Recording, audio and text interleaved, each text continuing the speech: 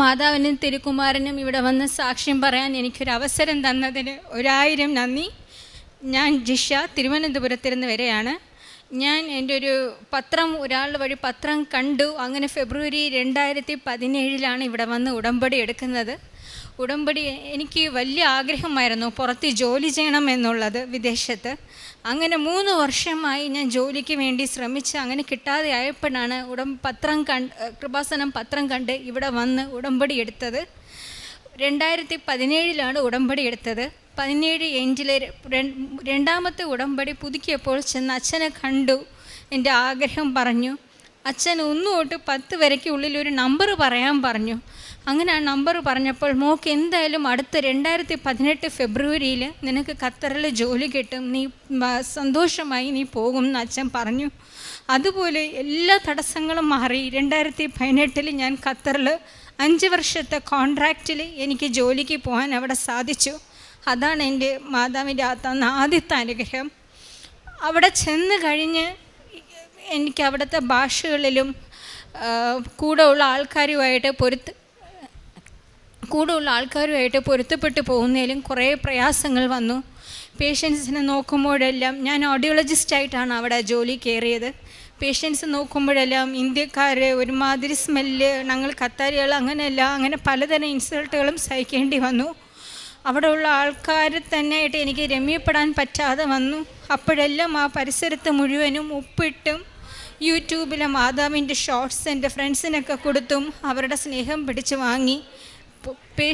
ചില പേഷ്യൻസിൽ എനിക്ക് ഡയഗ്നോസ് ചെയ്യാൻ പറ്റാതെ വരുമ്പോഴും ആ വരുന്ന കുട്ടികളുടെ നെറ്റിയിലൊക്കെ മാതാവിൻ്റെ എണ്ണ കുരിശ് വരച്ചു കൊടുത്ത് ആ കുട്ടികൾക്ക് വേണ്ടി പ്രാർത്ഥിച്ച് ഞാൻ ടെസ്റ്റ് ചെയ്യുമായിരുന്നു. പിന്നെ അത് കഴിഞ്ഞ് എനിക്ക് അവിടെ വെച്ച് കൊറോണ വന്ന് എൻ്റെ കൂടെ ഉള്ളവരെല്ലാം ഹൈ ഫീവറോടെ ബോഡി പെയിന് വന്ന് ഹോസ്പിറ്റലിൽ ഡ്യൂട്ടിക്ക് വരാതിരിക്കാൻ പറ്റുന്ന സമയത്ത് എനിക്ക് മാത്രം മാതാവ് ഒരു കുഴപ്പവും തരാതെ ചെറിയൊരു ശരീരവേദനയോടെ എനിക്ക് എല്ലാ ഡ്യൂട്ടിയും ചെയ്തു തീർക്കാൻ പറ്റി. ഒരു ദിവസത്തെ ലീവ് പോലും എടുക്കേണ്ടി വരാതെ ഓരോ നിമിഷവും എൻ്റെ മാതാവ് എൻ്റെ കൂടെ ഉണ്ടായിരുന്ന ഒരു ഫീലാണ് എനിക്കുണ്ടായിരുന്നത്. ഞാൻ അവിടെ തനിച്ചായിരുന്നെന്നുള്ള ഒരു ഫീലിങ്ങേ എനിക്കില്ലായിരുന്നു. പിന്നെ അത് കഴിഞ്ഞ് ഞാനൊരു എപ്പിലിപ്റ്റിക് പേഷ്യൻ്റാണ്. ഇടയ്ക്കിടയ്ക്ക് ഫിറ്റ്സ് വരുമായിരുന്നു. ഫിറ്റ്സ് വരുമ്പം ഞാനൊരു 10 മിനിറ്റ് 15 മിനിറ്റ് ഞാനൊന്ന് അൺകോൺഷ്യസ് ആവും. ഒരു ദിവസം ഞാൻ രാവിലെ ഡ്യൂട്ടിക്ക് വരുന്നതിന് മുമ്പ് രാവിലെ കുക്ക് ചെയ്തുകൊണ്ടിരുന്ന സമയത്ത് എനിക്ക് ഫിറ്റ്സ് വന്നുകൊണ്ടിരുന്ന സമയത്ത് കുക്കറിൽ ചോറ് വെച്ചുകൊണ്ടിരിക്കുകയായിരുന്നു. ആ സമയത്ത് ഫിറ്റ്സ് വന്നു. കുക്കറിലുള്ള തിളയ്ക്കുന്ന വെള്ളം മൊത്തം എൻ്റെ കയ്യിൽ വീണു. ശരീരം മൊത്തവും പൊള്ളി. ഞാൻ അൺകോൺഷ്യസ് ആയിപ്പോയി. ആ സമയത്ത് എൻ്റെ മുഖം മൊത്തവും ഈ സൈഡൊക്കെ പൊള്ളി, എൻ്റെ കൈയും എല്ലാം പൊള്ളി. മാതാവ് അപ്പോഴും എൻ്റെ ശരീരത്തൊന്നുമില്ലാതെ 2 കൈയിലും എൻ്റെ കണ്ണിൻ്റെ താഴെയും മാത്രം പൊള്ളലേറ്റി വലിയൊരു ആപത്തിൽ നിന്ന് എന്നെ മാതാവ് രക്ഷിച്ചു. അന്ന് മാത്രം മാതാവിനെ രക്ഷിച്ചില്ലായിരുന്നെങ്കിൽ ഇന്ന് നിങ്ങളുടെ മുമ്പിൽ എനിക്ക് കണ്ണ് കാണാൻ പറ്റാതെ ഞാനിവിടെ വന്ന് നിൽക്കുമായിരുന്നു. അത്ര വലിയൊരു ആപത്തിൽ നിന്നാണ് എന്നെ മാതാവ് രക്ഷിച്ചത്. കൈ പൊള്ളിയതിൻ്റെ ഡ്രസ്സിങ് ചെയ്യാൻ ഹോസ്പിറ്റലിൽ ചെന്നപ്പോഴൊക്കെ എന്തോ ഒരു ദൈവത്തിൻ്റെ ഒരു അനുഗ്രഹത്തിൽ നിന്നാണ് മോളെ നീ രക്ഷപ്പെട്ടിരിക്കുന്നത്, കൈ അത്രയ്ക്ക് അവിഞ്ഞു പോയിരിക്കുന്നു എന്ന് പറഞ്ഞു. ഇപ്പം എനിക്ക് കാണാൻ പറ്റും കൈ മൊത്തം ഇതായിരിക്കുന്നത്. അങ്ങനെ അത്രയും വലിയൊരു അപകടത്തിരുന്ന് എന്നെ മാതാവ് എന്നെ രക്ഷപ്പെടുത്തി. അതിന് മാതാവിന് എത്ര നന്ദി പറഞ്ഞാലും തീരില്ല. അത് കഴിഞ്ഞ് എൻ്റെ 5 വർഷത്തെ കോൺട്രാക്റ്റ് കഴിഞ്ഞ് എനിക്ക് റിന്യൂവൽ ചെയ്യാൻ ഒരു താല്പര്യമില്ലായിരുന്നു. വീട്ടിൽ പെട്ടെന്ന് ഫാമിലിയുമായിട്ട് സെറ്റിൽ ആവണം എന്നായിരുന്നു. ഓരോ പ്രാവശ്യം ഞാൻ മാനേജറിൻ്റെ അടുത്ത് റെസിഗ്നേഷൻ ലെറ്റർ കൊടുക്കുന്ന സമയത്തും അദ്ദേഹം റെസിഗ്നേഷൻ ലെറ്റർ വലിച്ചു വാരി കളയും. നിന്നെ ഞങ്ങൾക്ക് ഇവിടെ വേണം, നിന്നെ ഇന്ത്യയിലോട്ട് പറഞ്ഞയക്കില്ല എന്ന് ഭയങ്കര തടസ്സമായിരുന്നു. എങ്ങനെയെങ്കിലും എനിക്ക് ഇന്ത്യയിൽ വന്ന് എത്തണം എന്നുള്ള ഒരു ടെൻഷനായിപ്പോയി. ഓരോ പ്രാവശ്യം റെസിഗ്നേഷൻ ലെറ്റർ കൊടുക്കുമ്പോഴും കീറി കളയുമായിരുന്നു. ഞാൻ ഓരോ മാനേജറിൻ്റെ റൂമിൽ പോകുമ്പോഴൊക്കെ ഞാനവിടെ ഉപ്പിട്ട് പ്രാർത്ഥിക്കും, മാതാവേ എങ്ങനെയെങ്കിലും എൻ്റെ മാനേജറിനെ മനസ്സ് മാറ്റി തന്ന് എൻ്റെ അമ്മയുടെ അടുത്ത് അച്ഛൻ്റെ അടുത്ത് എന്നെ ഇന്ത്യയിലോട്ട് ഒരു പ്രശ്നവും ഇല്ലാതെ എന്നെ എത്തിച്ചു തരണമേ എന്ന്. ഓരോ പ്രാവശ്യം പോകുമ്പോഴും എന്നെ ആ റൂമിൻ്റെ അകത്ത് കയറ്റത്ത് പോലും ഇല്ല. നിനക്കിവിടെ ജോലി നീ കണ്ടിന്യൂ ചെയ്യണം, റെസിഗ്നേഷൻ ഞങ്ങൾ സമ്മതിക്കില്ല എന്ന്. ഒരു ദിവസം പെട്ടെന്ന് മാനേജർ ഫോണ് വിളിച്ചു, നീ എൻ്റെ റൂമിലോട്ട് വാ, നിന്നെ ഞാൻ ഇനിമേലെ വിഷമിപ്പിക്കില്ല, നിനക്ക് വേണ്ട നീ നാട്ടിൽ പോകാൻ റെസിഗ്നേഷന് വേണ്ട എല്ലാ അറേഞ്ച്മെൻറ്റും ഞാൻ ചെയ്തു തരാം, നിന്നെ ഇത്രയും വിഷമിപ്പിച്ചതിൽ ഞാൻ ക്ഷമ ചോദിക്കുന്നുവെന്ന് പറഞ്ഞു. എനിക്കിതൊട്ടും വിശ്വസിക്കാൻ പറ്റാത്തതായിരുന്നു. ഓരോ പ്രാവശ്യം ഞാൻ ഇത് കാര്യം പറഞ്ഞ് പോകുമ്പോഴും എന്നെ റൂമിൽ പുറത്തിറക്കുന്ന മാനേജർ അന്ന് എന്നെ ഇങ്ങനെ പറഞ്ഞു, ഇനി നിന്നെ ഞാൻ വിഷമിപ്പിക്കല്ല, നീ റിസൈൻ ചെയ്ത് പോകുമ്പോൾ കിട്ടുന്ന കാശൊക്കെ കിട്ടുമോ എന്ന് തന്നെ എനിക്ക് ഭയങ്കര ടെൻഷനായിരുന്നു. മാനേജറിൻ്റെ സ്വഭാവം കാരണം എല്ലാ ക്യാഷും തന്നു. അത് കഴിഞ്ഞ് എയർപോർട്ടിൽ പോകുമ്പം എല്ലാവരും പറഞ്ഞു, ഒരു വലിയ എമൗണ്ടൊക്കെ എടുത്തുകൊണ്ട് പോകുമ്പം ഡ്യൂട്ടി ടാക്സ് പിടിക്കും, ഇത്രയും എമൗണ്ട് ഇന്ത്യയിലോട്ട് കൊണ്ടുപോകാൻ പറ്റില്ല എന്ന്. ഞാൻ കുറച്ച് സ്വർണ്ണങ്ങളും വാങ്ങിയിരുന്നു. എയർപോർട്ടിൽ ചെന്നപ്പം ഇമിഗ്രേഷനിൽ എൻ്റെ തൊട്ട് മുമ്പ് ലൈനിൽ നിന്നവരുടെ വരയ്ക്കും ആഭരണങ്ങളും കാശും എല്ലാം അവർ പിടിച്ച് മാറ്റി. ഞാൻ ആ സമയത്തും യൂട്യൂബിൽ നോക്കി മാതാവിനെ പ്രാർത്ഥിച്ചുകൊണ്ടിരുന്നു. അമ്മേ, എൻ്റെ 5 വർഷത്തെ കഷ്ടപ്പെട്ടുള്ള അധ്വാനമാണ്, ആരെയും വഞ്ചിച്ച് ഒന്നും ഉണ്ടാക്കിയതല്ല അമ്മ, ഇത് എനിക്ക് നീ തന്ന അധ്വാനമാണ്, ഇത് ഒരു ഡ്യൂട്ടി ടാക്സിൽ ഒന്നും പിടിക്കാതെ എന്നെ സേഫായി എൻ്റെ വീട്ടിലെത്തിക്കണം എന്ന് പറഞ്ഞ് പ്രാർത്ഥിച്ചു. എൻ്റെ തൊട്ട് മുമ്പിരുന്നവരുടെ വരയ്ക്കും കാശും ആഭരണങ്ങളും അവരുടെ കയ്യിരുന്ന് വാങ്ങിച്ചു. അടുത്ത എൻ്റെ റൗണ്ട് വന്നപ്പോഴത്തേക്കും ആ സ്ത്രീ ഒരു ഫോൺ കോൾ വന്നു എന്നും പറഞ്ഞുകൊണ്ട് ആ പരിസരത്തിരുന്ന് പോയി. അതെനിക്ക് വല്ലാത്തൊരു ഷോക്കാണ്. എനിക്ക് ഉറപ്പാണ് ആ ഫോൺ കോൾ മാതാവ് വരുത്തി തന്ന് അവരവിടെ ഇരുന്ന് പോയതാണെന്ന്. അല്ലെങ്കിൽ എത്രയും മൊത്തത്തിൽ തകർന്ന് വലിയൊരു എമൗണ്ട് എനിക്ക് കൊടുക്കേണ്ടി വന്നിരുന്നേനെ. അതും എന്നെ അത്രയും വലിയൊരു ആപത്തിൽ നിന്ന് എന്നെ മാതാവ് രക്ഷിച്ചു. അതിനും എത്ര നന്ദി പറഞ്ഞാലും തീരില്ല. അതിന് എൻ്റെ മോള് പഠിക്കാൻ ഭയങ്കര കുറച്ച് മടിയും എല്ലാമാണ്. അവൾക്ക് ഇടയ്ക്ക് സ്കൂൾ മാറ്റിയതുകൊണ്ട് മുമ്പുള്ള സ്കൂളിൽ ഹിന്ദി ഇല്ലായിരുന്നു, ഇപ്പോൾ ഉള്ള സ്കൂളിലാണ് ഹിന്ദി. അവൾക്ക് ആയി എഴുതാൻ തന്നെ അറിയത്തില്ല.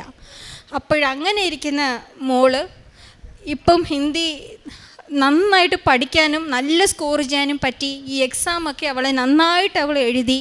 അതിന് അവളോട് എന്നെ കൊടുക്കുക, അവൾ തന്നെ പറയും. അന്നാണെങ്കിൽ എനിക്ക് സെമസ്റ്റർ എക്സാം ആയിരുന്നു. അപ്പം എനിക്ക് ഒന്നും അറിഞ്ഞുകൂടായിരുന്നു. അമ്മയാണെങ്കിൽ പെന്നിൽ എനിക്ക് ഉപ്പ് ഇട്ട് വന്ന്, ഞാനാണെങ്കിൽ ഹിന്ദി എനിക്കൊന്നും അറിയില്ലായിരുന്നു. ഞാൻ വിചാരിച്ച് എങ്ങനെയെങ്കിലും പോട്ടെ എന്ന്. പിന്നെ ആണെങ്കിൽ ഇച്ചിരി ദിവസം കഴിഞ്ഞിട്ട് എക്സാം കഴിഞ്ഞു. അമ്മയും അച്ഛനും സ്കൂളിൽ വന്നു. എന്നെ വിളിച്ചു ടീച്ചർ. ഞാൻ വന്നു നോക്കി, പേപ്പർ നോക്കിയപ്പോൾ ഹിന്ദിയിൽ ഒട്ടും തെറ്റില്ല, എല്ലാം ഗുഡ് മാർക്കായിരുന്നു. കാരണം ഞാൻ പെട്ടുപോയി, ഇങ്ങനെ ആയിപ്പോയല്ലോ എന്ന്. ഇതെല്ലാം ദൈവത്തിൻ്റെ അനുഗ്രഹമാണ്. ഇതിന് ഞാൻ ദൈവത്തിന് 1000 നന്ദി പറയുന്നു. ഞാൻ പ്രേക്ഷിത പ്രവർത്തനം ഞാൻ ഓപ്പണായിട്ട് പറഞ്ഞാൽ ഞാൻ ഒന്നും ചെയ്തിട്ടില്ല. ഞാൻ നന്നായിട്ട് പ്രാർത്ഥിക്കൽ പോലും ഞാൻ ഉളപ്പി, നന്നായിട്ട് പ്രാർത്ഥിക്കുക പോലും ചെയ്തില്ല. ഇടയ്ക്കിടയ്ക്ക് യൂട്യൂബ് ഷോർട്സ് അയക്കുന്നത് തന്നെ കാര്യമായി ഞാൻ ഒന്നും ചെയ്യുന്നില്ല. അതിനിവിടെ ഞാൻ ഈ നിമിഷം മാധവനോട് മനസ്സ് തുറന്ന് മാപ്പ് ചോദിക്കുന്നു. ഇടയ്ക്കിടയ്ക്ക് ഖത്തറിൽ നിന്ന് വന്നതിന് ശേഷം കൃപാസനം പത്രം 4-5 പേർക്ക് കൊടുത്തു. പ്രത്യക്ഷ പ്രവർത്തനം രാവിലെ എണീച്ച് പകുതി ദിവസവും മുടങ്ങിയിരുന്നു. കാര്യമായി ഒന്നും ഞാൻ ചെയ്തില്ല. ഇനി തൊട്ട് മാധവനോട് ക്ഷമ ചോദിച്ചു, ഇനി നന്നായി പ്രാർത്ഥിക്കാൻ തുടങ്ങണമെന്ന് ആഗ്രഹിക്കുന്നു. 2017-18 ഞാൻ ഖത്തറിൽ പോയത്. 2017 തൊട്ട് 18 വരയ്ക്കും ഞാൻ എല്ലാം ചെയ്തിരുന്നു. പ്രേക്ഷിത പ്രവർത്തനം എല്ലാവർക്കും പേപ്പർ കൊടുത്തിരുന്നു.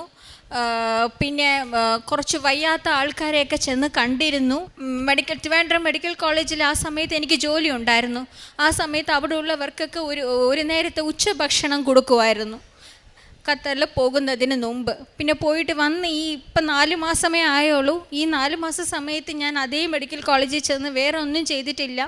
ഇപ്പം കൃപാസനം പത്രം മാത്രം കൊടുത്തു.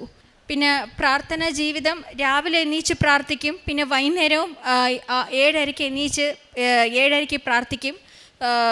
ഡെയിലി ജപമാല ചൊല്ലും. ഇടയ്ക്കിടയ്ക്ക് വിട്ടുപോകും, എന്നാലും ചൊല്ലും. മുമ്പ് എനിക്ക് ബൈബിൾ അത്ര സീരിയസ് ആയിട്ട് എനിക്ക് വായിക്കാൻ അറിയില്ലായിരുന്നു. ഇപ്പം എന്ത് വിഷമം വന്നാലും ഞാൻ ആദ്യം എടുക്കുന്ന ബൈബിളാണ്.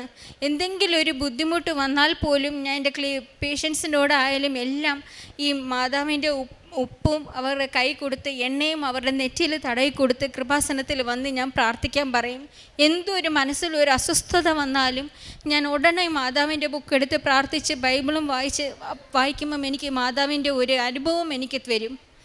ഒത്തിരി ആശ്വാസം എനിക്കിവിടെ വരുന്നുണ്ട് ഇവിടെ വന്നതിന് ശേഷം.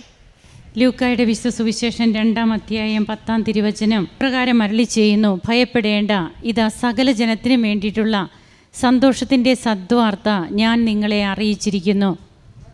ജിഷ തൻ്റെ അമ്മയോടും മകളോടുമൊപ്പം ഇന്ന് ഇവിടെ സാക്ഷ്യങ്ങൾ പങ്കുവയ്ക്കുമ്പോൾ തൻ്റെ ജീവിതത്തിൽ ദൈവം തന്ന കൃപകൾക്ക് നന്ദിയുള്ളവളാവുകയും തനിക്ക് ഖത്തറിൽ പോയതിന് ശേഷം തനിക്കൊന്നും ചെയ്യാൻ പറ്റാത്ത, അതായത് കാരുണ്യ പ്രവർത്തികൾ അതൊത്തിരിയൊന്നും തനിക്ക് ചെയ്യാൻ പറ്റിയില്ല. തൻ്റെ ജീവിതത്തിൽ അതിന് മാപ്പ് പറയുകയാണ്. അതായത് ഉടമ്പടി ജീവിതം മുമ്പോട്ട് കൊണ്ടുപോകണമെന്ന് ആഗ്രഹിക്കുന്നു. ഇന്ന് ഇന്ന വ്യക്തികളെന്നില്ല ക്രിസ്തു അവരുടെ ജീവിതത്തിൽ ഇടപെടുവാൻ. യേശുവിൻ്റെ നാമം വിളിച്ചപേക്ഷിക്കുന്ന ആരെയും പരിശുദ്ധ അമ്മ തള്ളിക്കളയുന്നില്ല. അതാണ് ജിഷയുടെ സാക്ഷ്യം നമ്മോട് പറയുക. എങ്ങനെയാണ് തനിക്ക് തൻ്റെ ഉടമ്പടി